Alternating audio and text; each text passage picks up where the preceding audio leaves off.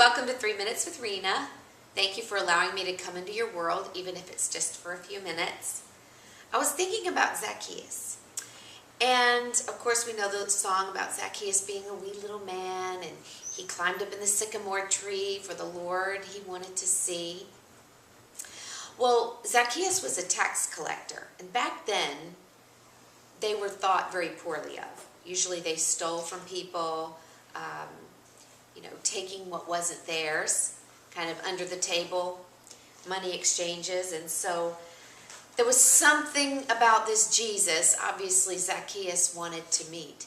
And so he climbed up in the sycamore tree, and the Word of God says that Jesus came by, looked up, and said, "Zacchaeus, come on down.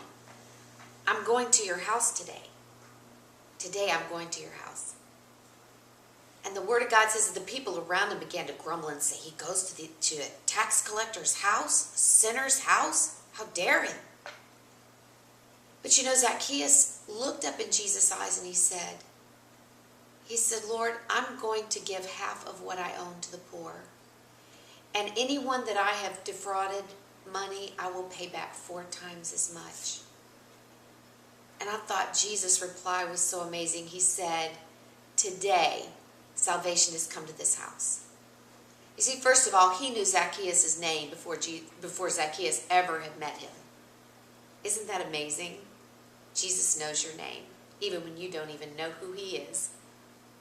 But the second thing is that the reason he knew salvation had come to his house is because there was a heart change in Zacchaeus.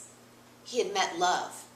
He had met someone that was willing to go to his house when he knew he was in the wrong. But yet Jesus said, "I'm going to your house. I'm going to come meet you. I want to know you, no matter what you've done, no matter where you've been." I was recently speaking in Lawton, Oklahoma this past weekend, and it's amazing to just as you're talking to women, and I hear so many stories, and we all have these ideas about who we are.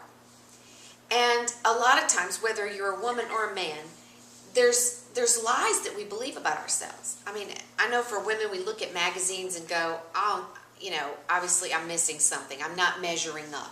My skin's not pretty enough. My hair isn't cut just right, or my clothes aren't good enough," and the list goes on and on.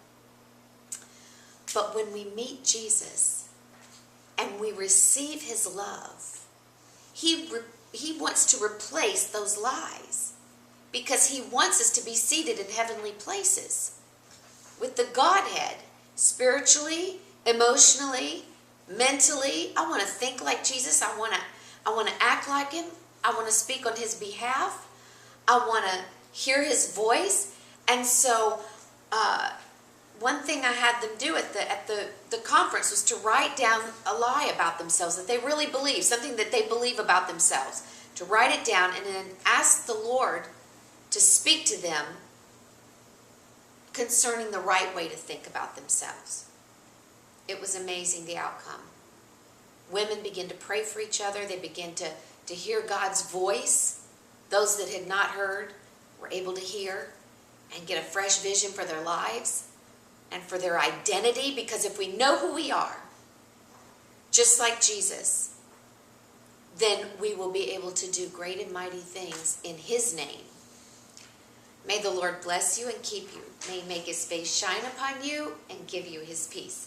Have a great week.